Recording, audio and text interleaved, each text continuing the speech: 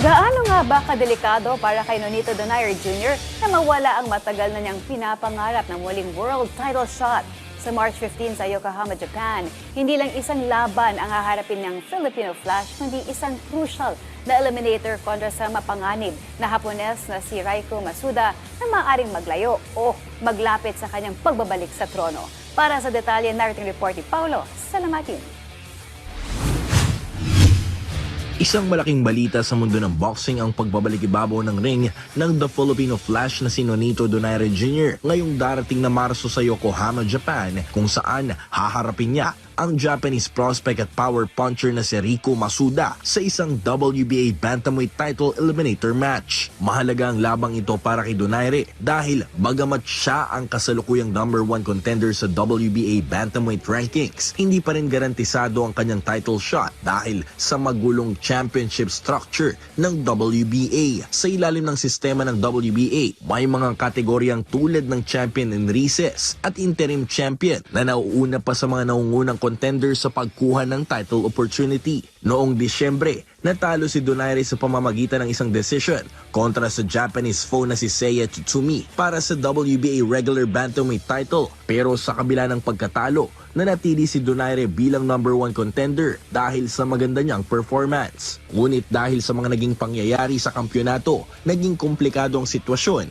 Si Tsutsumi ay nadeklarang champion in recess dahil sa injury sa mata, kaya nagkaroon ng interim champion na napunta naman kay Antonio Vargas. Nang gumaling si Tsutsumi, si Vargas naman ang nadeklarang champion in recess dahil sa personal na dahilan matapos bawian ng buhay ang kanyang ina, kung kaya't dahil dito ay nabalik si Tsutsumi bilang regular champion. Sa ganitong setup, mas nauna munang paglabanin ng kampiyon at ang champion in recess bago mapagbigyan ng title shot ang #1 contender na si Donaire. Kaya naman, inutusan ng WBA si Donaire na lumaban muna sa isang title eliminator match kontra kay Masuda habang naghihintay sa susunod na pagkakataon para sa titulo. Ang matatalo sa laban nila ay may sasantabi sa title picture habang ang mananalo naman ay magkakaroon ng garantisadong pagkakataon na lumaban para sa susunod na WBA World Title fight.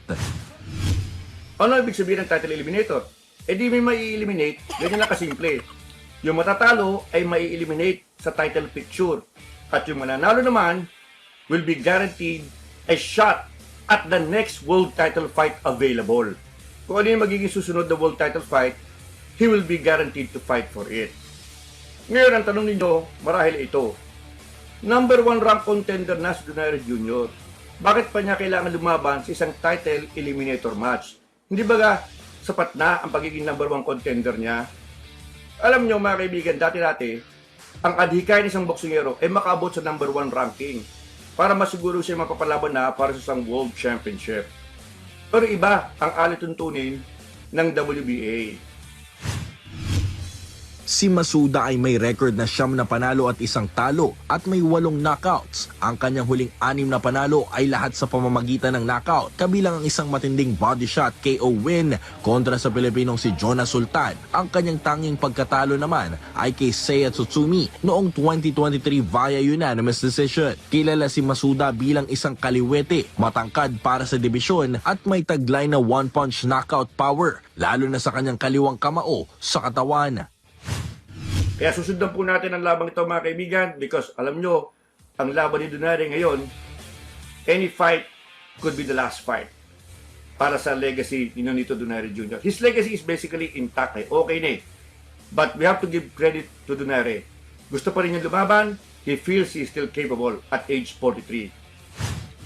Kapag nagtagumpay si Donaire at muling naging world champion, maaari siyang maging ikatlong pinakamatandang boksingero na naging world champion, kasunod ni na Bernard Hopkins at George Foreman. Ang laban kontra kay Masuda ay hindi lamang isang eliminator. Isa itong mahalagang hakbang para mapanatili ni Donaire ang kanyang posisyon sa hanay ng mga nangungunang contenders habang hinihintay ang paglalaban ng mga kampiyon sa WBA. Sa isang magulong sistema ng ranking at titulo ng WBA, ang tanging paraan para mapanatili nakaposisyon ay ang patuloy na paglaban at pagkakapanalo. Ito ang susubukang gawin ni Nonito Donaire Jr. ngayong Marso sa Japan. Paulo Salamatin para sa Atletang Pilipino para sa Bagong Pilipinas.